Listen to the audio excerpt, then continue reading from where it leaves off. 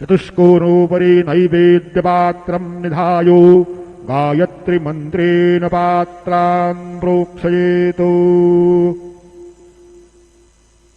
धेनवाः अमृते कृत्यो रतन्द्वा धत्तेन परिषञ्जामि नैवेद्यं निवेदयामि।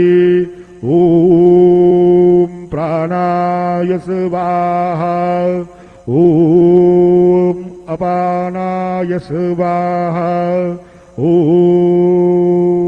व्यानाय स्वाहा ॐ उदानाय स्वाहा ॐ समानाय स्वाहा ॐ ब्रह्मणे नमः। नैवेद्यमध्ये पानीयं समर्पयामि पुनर्नैवेद्यं निवेदयामि।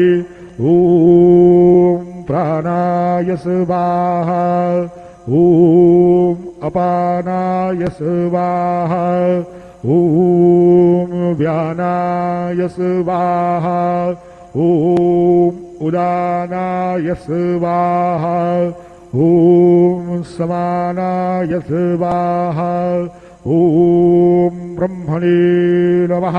नैवेद्यं समर्पयामि हस्तप्रक्षालनं समर्पयामि मुखप्रक्षालनं समर्पयामि।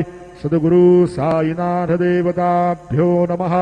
चरणकमले प्रार्थनापूर्वक नमस्कारं करोमि। श्री सच्चिदानंद सद्गुरु साईनाथ महाराज की जय।